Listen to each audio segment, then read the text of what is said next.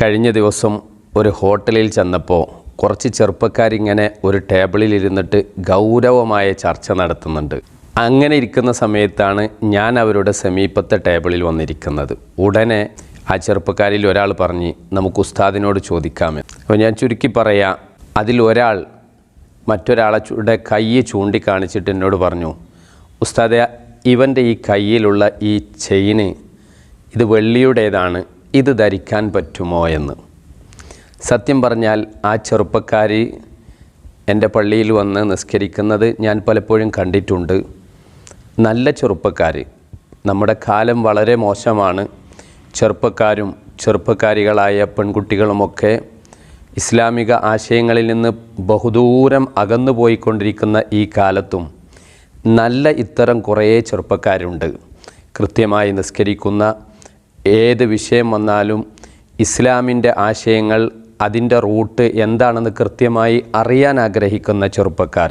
അള്ളാഹു അത്തരം കുട്ടികളിൽ നമ്മുടെ കുട്ടികളെയൊക്കെ ഉൾപ്പെടുത്തി തരുമാറാവട്ടെ. ഞാൻ അവരോട് പറഞ്ഞു, ഇത് ധരിക്കുക എന്നത് ഒരു കർമ്മമാണ്. കർമ്മപരമായ ഏത് കാര്യങ്ങളുടെ വിശകലനവും നമ്മൾ നോക്കേണ്ടത് ഹദീസുകളോ ആയത്തുകളോ തെരഞ്ഞു പോകുന്നതിന് പകരം അതെല്ലാം മനനം ചെയ്ത് കൃത്യമായി ക്രോഡീകരിക്കപ്പെട്ട ഇസ്ലാമിക ഫിഖ്, കർമ്മശാസ്ത്രം എന്താണ് പറയുന്നത് എന്നാണ് നോക്കേണ്ടത്. കർമ്മശാസ്ത്ര രംഗത്ത് അറിയപ്പെട്ട വലിയ പണ്ഡിതനാണ് ഇമാം നവവി റഹ്മത്തുള്ളാഹി അലൈഹി. അവരുടെ ശറഹുൽ മുഅദ്ദബിൽ ഇങ്ങനെ പറയുന്നുണ്ട്, യജൂസു ലിർറജുലി ഖാതമു ഫില്ലത്തിൻ ബിൽ ഇജ്മാ. വെള്ളിയുടെ ഒരു മോതിരം ധരിക്കുക എന്നത് പുരുഷനെ സംബന്ധിച്ച് പണ്ഡിത ലോകത്ത് തർക്കമൊന്നുമില്ല.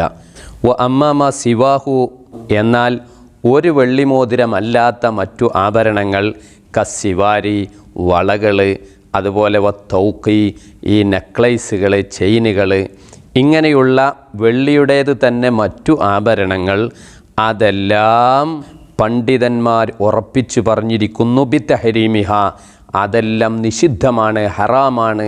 കാരണം എന്താ അതൊന്നും ധരിക്കാൻ പറ്റാത്തത്? ലി അന്ന ഫി ഹാദ, ഈ പറഞ്ഞതിലൊക്കെ ഉണ്ട് തശബ്ബുഹൻ ബിൻ നിസാഇ, സ്ത്രീകളുമായി സാദൃശ്യപ്പെടലുണ്ട്.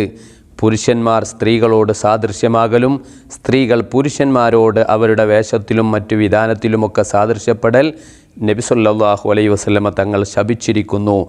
ആ ഹദീസിനെ അവലംബിച്ചിട്ട് അങ്ങനെ സാദൃശ്യമാകുക എന്നുള്ളത് ഹറാമാണെന്ന് കൃത്യമായി പറഞ്ഞിട്ടുണ്ട്. നബി സല്ലല്ലാഹു അലൈഹി വസല്ലമ തങ്ങൾ എപ്പോഴും ഒരു മോതിരം ധരിക്കുമായിരുന്നു. ആ മോതിരത്തിൽ മുഹമ്മദുർ റസൂലുള്ളാഹ് എന്ന് കൊത്തിവെച്ചിട്ടുണ്ടായിരുന്നു. എന്നിട്ട് തങ്ങൾ അതിനെ ധരിക്കുക ചെറിയ വിരലിൽ ഇങ്ങനെ ധരിക്കും. വലത്തെ ചെറുവിരലിൽ നിന്ന് ഇടത്തെ ചെറുവിരലിലേക്ക് മാറ്റി ധരിക്കും. അതുകൊണ്ട് പുരുഷനെ സംബന്ധിച്ചിടത്തോളം ഒരു വെള്ളി മോതിരം ധരിക്കാമെന്ന് മാത്രമല്ല, അത് സുന്നത്താണ്. അത് ധരിക്കേണ്ടത് അവൻ്റെ വലത്തെ ചെറുവിരലിലോ ഇടത്തെ ചെറുവിരലിലോ ധരിക്കണം. മുത്തുനബി ആ മോതിരം ഉപയോഗിച്ചായിരുന്നു പല രാജാക്കന്മാരെയും ഇസ്ലാമിലേക്ക് ക്ഷണിച്ചുകൊണ്ട് കത്തെഴുതുമ്പോൾ സീൽ വെച്ചിരുന്നത്. അതുകൊണ്ട് എൻ്റെ പ്രിയപ്പെട്ട സഹോദരന്മാരെ, നമ്മുടെ ചെറുപ്പക്കാരിൽ പലരും ഈ വെള്ളിയുടെ ചെയിന് ധരിക്കുന്നവരുണ്ട്, അതുപോലെ തന്നെ കഴുത്തിൽ ചെയിന് ധരിക്കുന്നവരുണ്ട്. അതെല്ലാം നിഷിദ്ധമാണ്, ധരിക്കാൻ പാടില്ല. സുന്നത്തായ ഈ ഒരു മോതിരം ധരിക്കുക എന്നത് പലരും ചെയ്യാറില്ല. ഒറ്റ മോതിരം ധരിക്കലാണ് സുന്നത്ത്. ഒന്നിലേറെ മോതിരങ്ങൾ ധരിക്കുന്നത് വിവരമില്ല, സഫാഹത്തുള്ള ആളാണ് എന്നതിൻ്റെ ലക്ഷണമാണെന്ന് വരെ പറഞ്ഞവരുണ്ട്. പിന്നെ മറ്റു പല സമുദായത്തിലെ ആളുകളും ചെയിനുകൾ ധരിക്കുന്നവരുണ്ടാകും, മറ്റു പല ആഭരണങ്ങളും ധരിക്കുന്നവരുണ്ടാകും. അത് അവരുടെ സ്വാതന്ത്ര്യമാണ്. അതേസമയം നമ്മുടെ എല്ലാ ജീവിതത്തിൻ്റെ മാർഗങ്ങളിലും ഇസ്ലാം ദിശ നിർണയിച്ച് തന്നിട്ടുണ്ട്. ആ വഴികളിലൂടെ മാത്രമേ നമുക്ക് സഞ്ചരിക്കാൻ പറ്റൂ. അതുകൊണ്ട് ഈ കാര്യം നമ്മുടെ ചെറുപ്പക്കാരെല്ലാം ശ്രദ്ധിക്കണമെന്ന് ഓർമ്മപ്പെടുത്തുകയാണ്. അസ്സലാമു അലൈക്കും വറഹ്മത്തുള്ളാഹി വബറകാതുഹു.